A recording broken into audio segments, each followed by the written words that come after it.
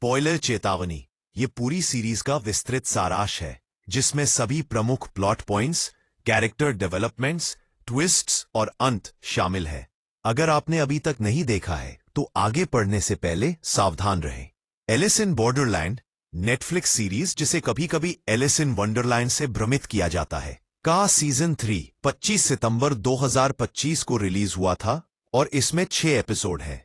यह सीजन 2 के 4 साल बाद की कहानी है, जो हाई स्टेक सर्वाइवल गेम्स को मेमोरी, बलिदान, परलोक और मानवीय संबंधों की गहरी थीम्स के साथ मिश्रित करता है।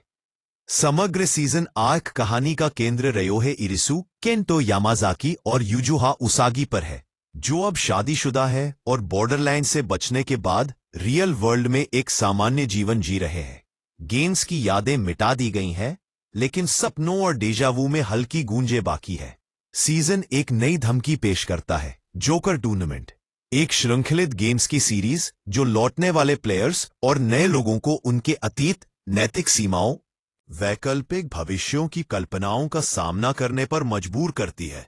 इरिसु को तब बॉर्डरलैंड्स में वापस खींच लिया जाता है जब उसागी का अपहरण रयुजी मत्सुयामा, एक नया कैरेक्टर जो परलोक रिसर्च से जुनूनी है, द्वारा हो जाता है और उसे जबरदस्ती वहां ले जाया जाता है।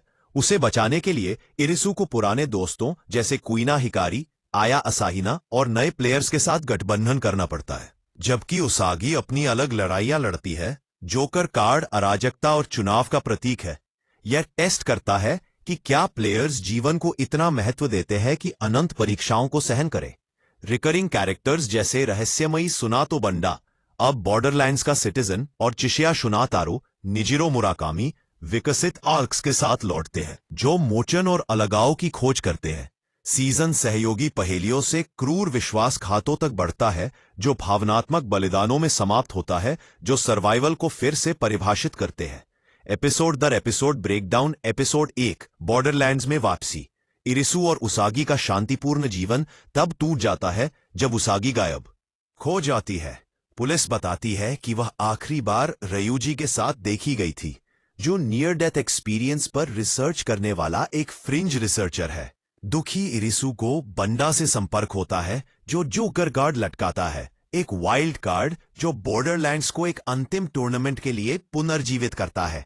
Forensic expert रिजुना N Ayaka Miyoshi की मदद से इरिसु खाली टोक्यो लिम्बो में वापस आता है।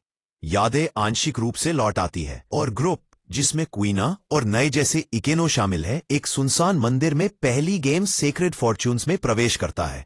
प्लेयर्स ओमिकुजी फॉर्च्यून स्लिप्स खींचते हैं, जिनमें जीवन के पछतावों पर रिडल्स है। गलत जवाब जलती तीरों की बौछारें बुलाते हैं। शुरुआती गठबंधन बनते हैं क्योंकि उन्हें एहसास होता है कि सहयोग ही कुंजी है, लेकिन पैरानोया पनपने लगती है। उसागी अलग और अमनेशियक रयुजी के मार्गदर्शन में जागती है, जो उसके दुखद बैकस्टोरी को हिंट करता है, जो उसके खोए हुए प्रियजन से जुड़ा है।